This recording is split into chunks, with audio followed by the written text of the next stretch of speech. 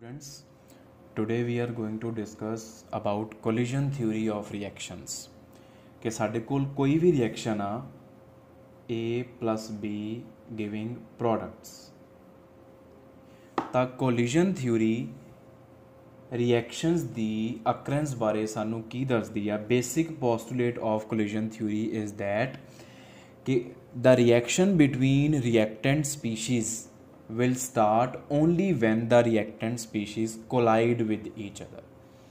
Without collision between reactant species, the reaction between those species will not start.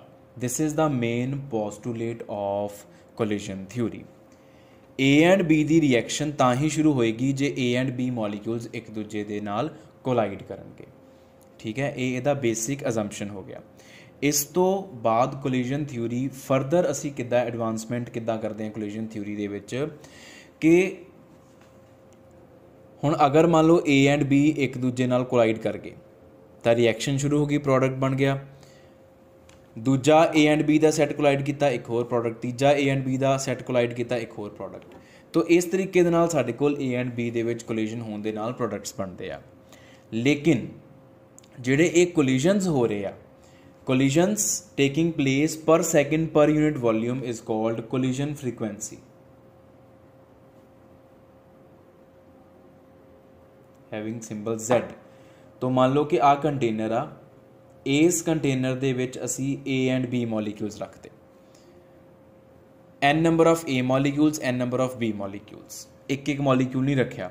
तो उन्हां दे विच collision होए। Collision theory कहती है कि कोलीजन हो रहे आ तो फिर नाल दी नाल रिएक्शन शुरू होकर प्रोडक्ट बन जाने चाहिए आ। फिर उस हिसाब नाल तां हुण कोलीजन फ्रीकुएंसी की आ, 1 सैकेंड दे विच किन्ने कोलीजन हो रहे आ।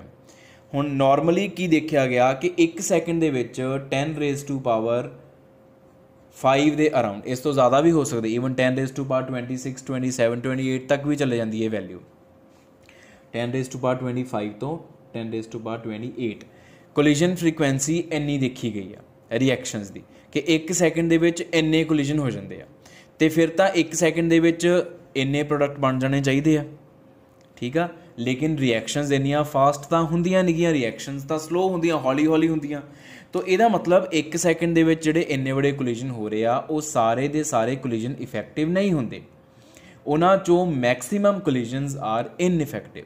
इफैक्टिव कोलीजन किहड़े हुंदे आ? Which lead to the formation of products, which lead to the occurrence of reaction कि A and B molecule they collided with each other and reaction started, वो होएगा इफैक्टिव कोलीजन। जे A and B आपस च टक्करां मारी जांदे भावें 1 second दे विच जिन्नी वारी मर्जी टक्करां मार लैन, रिएक्शन शुरू नहीं होई तां वो कोलीजन किसी काम दा नहीं। That is called ineffective collision and we are concerned with effective collision. तो इफैक्टिव कोलीजन बेटा किहड़े हुंदे आ? ये सारा कोलीजन थ्योरी का ही पार्ट आ। What are effective कोलीजनस?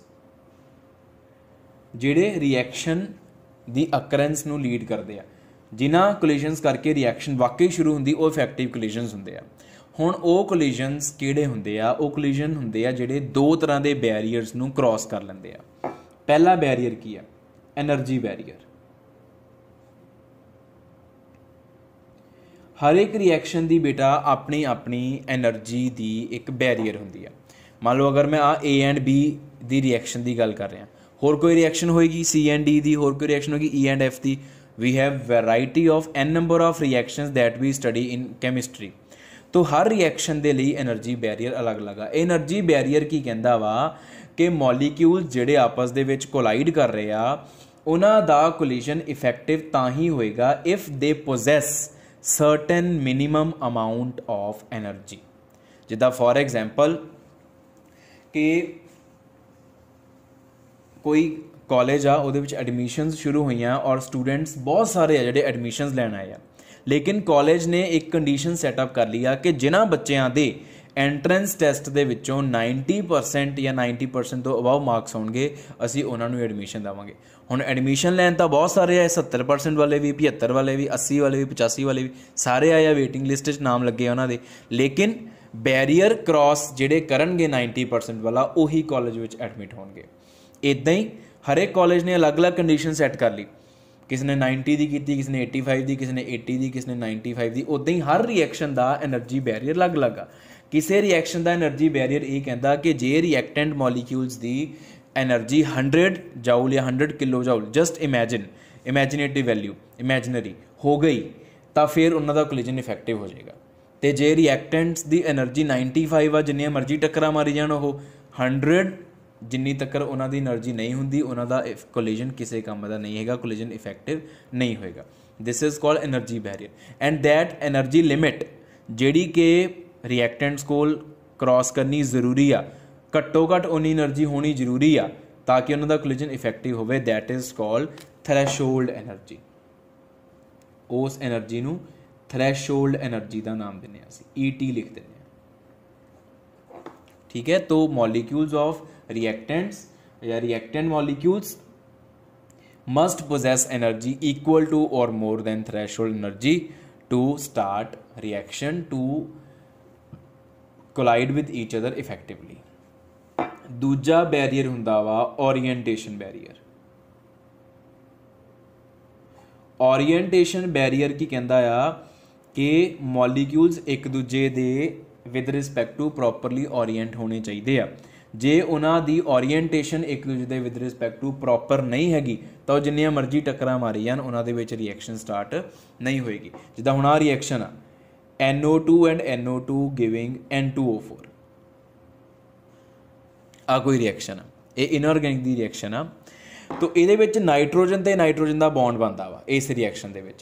हुण जदों कोलिजन होना आ, जे नाइट्रोजन आ ऑक्सीजन आ दूजा ऑक्सीजन आ नाइट्रोजन आ ऑक्सीजन आ दूजा ऑक्सीजन आ। अगर इन्हां दी इस तरीके नाल टक्कर होएगी नाइट्रोजन दी नाइट्रोजन दे नाल, तां रिएक्शन स्टार्ट हो जाएगी and we will get N2O4। आ N2O4 मॉलिक्यूल बन जाएगा। इनू बोलते हैं प्रॉपर ओरीएंटेशन ड्यूरिंग कोलिजन। ये प्रॉपर ओरीएंटेशन आ। तो जे मान लो कोलिजन इस तरीके नाल होई जा रहा, नाइट्रोजन की टक्कर नाइट्रोजन नाल वज ही नहीं रही, ऑक्सीजन के नाल टक्करां मारी जांदा नाइट्रोजन, तो फिर कोई रिएक्शन नहीं स्टार्ट होनी, no reaction. This is called in improper orientation. तो orientation should also be proper so that the collision between colliding reactant species is effective.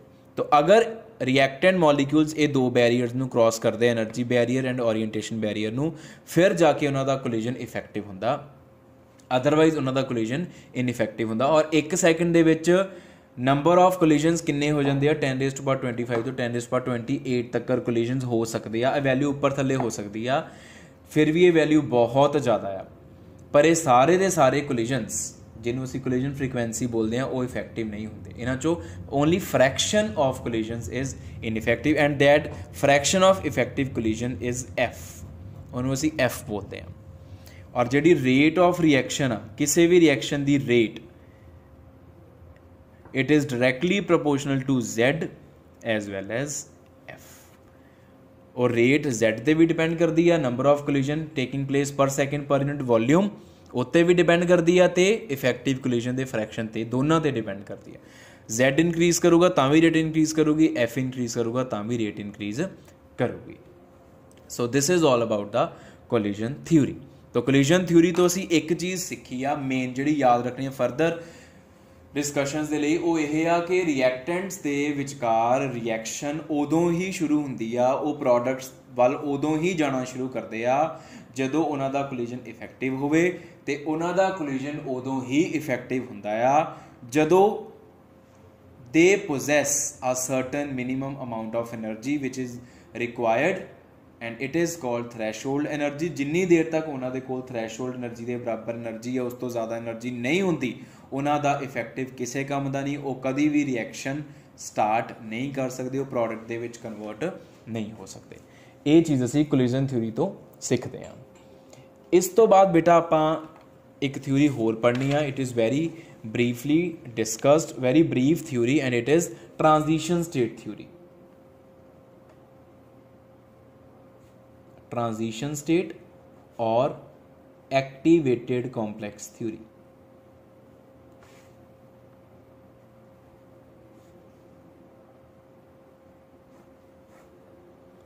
Transition state theory और activated complex theory.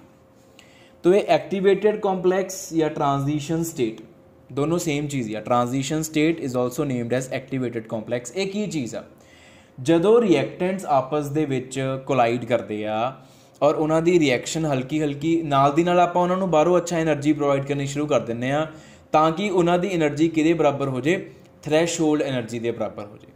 We provide energy externally to the colliding reactant molecules so that their energy becomes equal to threshold energy and they can convert themselves into the products.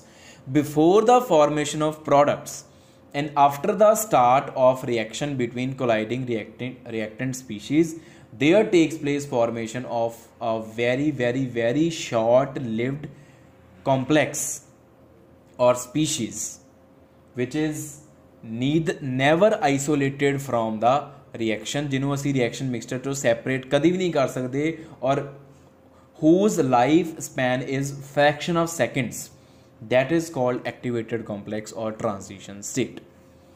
मान लो आ reactant 1 A plus B sorry AB A and B 'ਚ bond ਬਣਿਆ ਵਾ ਤੇ ਆ C ਸਾਡਾ ਦੂਜਾ reactant ਆ। ਇਹਨਾਂ ਦੋਨਾਂ ਨੇ ਆਪਸ 'ਚ ਰਿਐਕਟ ਕਰਕੇ ਪ੍ਰੋਡਕਟ ਦੇਣਾ and that product is A plus BC। ਤੋ ਇਸ ਰਿਐਕਸ਼ਨ ਦੇ ਵਿੱਚ ਕੀ ਹੋ ਰਿਹਾ, A ਐਂਡ B ਦਾ ਬੌਂਡ ਬ੍ਰੇਕ ਕਰ ਰਿਹਾ, B ਐਂਡ C ਦਾ ਬੌਂਡ ਬਣ ਰਿਹਾ। ਤੋ after the start of reaction and before the formation of product ਇੱਕ ਸਟੇਟ ਆਏਗੀ ਜਿਹਦੇ ਵਿੱਚ A ਐਂਡ B ਦਾ ਬੌਂਡ ਪਾਰਸ਼ਲ ਹੋ ਚੁੱਕਿਆ, ਅੱਧਾ ਬੌਂਡ ਟੁੱਟ ਚੁੱਕਿਆ ਤੇ B ਐਂਡ C ਦਾ ਅੱਧਾ ਬੌਂਡ ਬਣ ਚੁੱਕਿਆ ਵਾ। That state or species is called transition state or activated complex, TS or AC। ਇਹ abbreviations ਤੁਸੀਂ ਪੇਪਰ 'ਚ ਯੂਜ਼ ਨਾ ਕਰਿਓ, ਪੂਰਾ ਹੀ ਲਿਖਿਓ। TS ਯੂਜ਼ ਕਰ ਲੈਂਦੇ ਆ, AC ਨਹੀਂ ਯੂਜ਼ ਕਰਦੇ। It is actually activated complex, ਆਪਾਂ ਲਿਖਦੇ ਨਹੀਂ, ਚਲੋ ਤੁਸੀਂ ਕਨਫਿਊਜ਼ ਨਾ ਹੋਈਓ। Activated complex. ਹੁਣ ਇਹ ਜਿਹੜੀ ਸਪੀਸ਼ੀਜ਼ ਬਣੀ ਆ it resembles both reactants as well as products। So activated complex ਦੀਆਂ characteristic features ਕੀ ਆ ਕਿ ਇਹਦਾ life span is only fraction of seconds, it is formed as well as consumed during the reaction, it can never be separated, it can never be isolated, ਇਹਨੂੰ ਤੁਸੀਂ ਅਲੱਗ ਨਹੀਂ ਕਰ ਸਕਦੇ, ਇਹਦਾ life span ਹੀ ਇੰਨਾ ਛੋਟਾ ਵਾ। it resembles both with reactants as well as products। And the energy of activated complex or energy of transition state is threshold energy। ਜਿਹੜੀ ਆਪਾਂ threshold energy ਪੜ੍ਹ ਕੇ ਆਏ ਹਾਂ ਹੁਣੇ, ਉਹ threshold energy ਅਸਲ ਦੇ ਵਿੱਚ activated complex ਜਾਂ transition state ਦੀ એનર્ਜੀ ਹੁੰਦੀ ਆ। ਤਾਂ ਇਹਦਾ ਮਤਲਬ ਅਗਰ ਤੁਸੀਂ colliding reactant species ਦੇ ਵਿੱਚ ਰਿਐਕਸ਼ਨ ਸ਼ੁਰੂ ਕਰਵਾ ਕੇ ਪ੍ਰੋਡਕਟ ਦੇ ਵਿੱਚ ਕਨਵਰਟ ਕਰਨਾ ਚਾਹੁੰਦੇ ਆ ਤਾਂ ਤੁਹਾਨੂੰ ਉਹਨਾਂ ਦੀ એનર્ਜੀ ਬਾਹਰੋਂ ਤੁਹਾਨੂੰ ਉਹਨਾਂ ਨੂੰ એનર્ਜੀ ਦੇ ਕੇ ਤੇ ਉਹਨਾਂ ਦੀ એનર્ਜੀ ਕਿਹਦੇ ਬਰਾਬਰ ਕਰਨੀ ਪੈਣੀ ਆ, threshold energy। ਜਿੱਦਾਂ ਹੀ ਉਹਨਾਂ ਦੀ એનર્ਜੀ ਥ੍ਰੈਸ਼ਹੋਲਡ એનર્ਜੀ ਦੇ ਬਰਾਬਰ ਹੋ ਜਾਂਦੀ ਆ ਤਾਂ ਉਦੋਂ ਉਹਨਾਂ ਦੇ ਵਿੱਚ ਰਿਐਕਸ਼ਨ ਸਟਾਰਟ ਪਹਿਲਾਂ ਹੀ ਹੋ ਗਈ ਹੁੰਦੀ ਆ ਮਾੜੀ ਜਿੱਦਾਂ ਤੁਸੀਂ એનર્ਜੀ ਬਾਹਰੋਂ ਸਪਲਾਈ ਕਰਨੀ ਸ਼ੁਰੂ ਕਰਦੇ ਆ ਉੱਦਾਂ ਉਹਨਾਂ ਦੇ ਵਿੱਚ ਰਿਐਕਸ਼ਨ ਹੌਲੀ ਹੋਣੀ ਸ਼ੁਰੂ ਹੋ ਜਾਂਦੀ ਆ। ਤੇ ones they reach the transition state, their energy becomes equal to threshold and afterwards no external supply of energy is required and they will automatically get converted into the products by themselves। So transition state is converted into product without supply of external energy। Once the transition state is reached, once the activated complex is formed by supplying the energy externally to the colliding reactant species, afterwards products will be formed by themselves। transition state अपने आप ਨੂੰ products ਦੇ ਵਿੱਚ ਆਪਣੇ ਆਪ convert ਕਰ ਲੇਗੀ। this is about the transition state। ਠੀਕ ਹੈ, ਇੱਕ ਸਾਡੇ ਕੋਲ term ਆਂਦੀ ਆ related to these theories, that is activation energy। what is activation energy? Energy required to activate the reactant species। activate the reactant species for what? For effective collision, for reaction, for starting of reaction between them। reactants ਨੂੰ activate ਕਰ ਦੇਣਾ ਤੁਸੀਂ ਤੇ activate ਕਿੱਦਾਂ ਕਰਨਾ, ਬਾਹਰੋਂ energy ਦੇ ਕੇ। ਤੇ ਬਾਹਰੋਂ એનર્ਜੀ ਦੇਣੀ ਕਾਹਦੇ ਲਈ ਹੁੰਦੀ ਆ, ਤਾਂ ਕਿ ਉਹਨਾਂ ਦੀ એનર્ਜੀ ਥ੍ਰੈਸ਼ਹੋਲਡ ਦੇ ਬਰਾਬਰ ਹੋ ਜਾਏ। ਤਾਂ ਐਕਟੀਵੇਸ਼ਨ એનર્ਜੀ ਅਗਰ EA ਹੋਵੇ ਤਾਂ EA ਕਿਹਦੇ ਬਰਾਬਰ ਹੁੰਦੀ ਆ, ET minus ER। ET is what? Energy of transition state और activated complex which is called threshold energy, ER is reactants energy. तो रिएक्टेंट्स की एनर्जी मान लो 70 आ तो थ्रैशोल्ड एनर्जी हैगी है 100, तो बाहरों कितनी सप्लाई करनी पऊगी 100 माइनस 70 इज इक्वल टू 30। तो 30 amount of energy is activation energy जिहड़ी you have to supply externally to increase the energy of reactants up to threshold value so that they can react with each other and can convert themselves into products automatically by themselves। तो तुसी reactants ਨੂੰ ਜਿੱਦਾਂ ਜਿੱਦਾਂ energy 30 ਦੇ ਵਿੱਚੋਂ 1 2 3 4 5 energy supply ਕਰਨੀ ਸ਼ੁਰੂ ਕਰਦੇ ਆ ਉਹਨਾਂ 'ਚ ਹਲਕੀ ਹਲਕੀ ਰਿਐਕਸ਼ਨ ਹੋਣੀ ਸ਼ੁਰੂ ਹੋ ਜਾਂਦੀ ਆ ਐਂਡ ਜਦੋਂ ਪੂਰੀ 30 ਦੀ 30 એનર્ਜੀ ਸਪਲਾਈ ਹੋ ਗਈ then they are converted into transition state which then automatically gets converted into the product। तो ਇਹ ਸਾਰੀ ਦੀ ਸਾਰੀ ਚੀਜ਼ ਨੂੰ ਆਪਾਂ ਇੱਕ ਡਾਇਗਰਾਮ ਇੱਕ ਗ੍ਰਾਫ ਦੀ ਹੈਲਪ ਦੇ ਨਾਲ ਸ਼ੋ ਕਰ ਸਕਦੇ ਹਾਂ that is called energy profile diagram.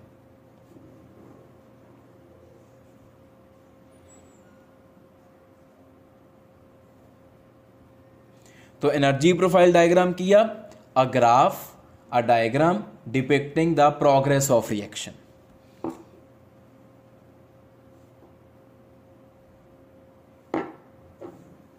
तो इधरले पासे आंदा प्रोग्रेस ऑफ रिएक्शन,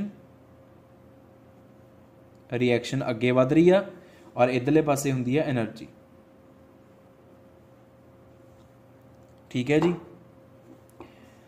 ਇੱਥੇ ਮੰਨ ਲਓ ਰਿਐਕਟੈਂਟਸ ਪਏ at this point we have reactants. तो ਆ ਹੋ ਗਈ ਸਾਡੇ ਕੋਲ this is ER is what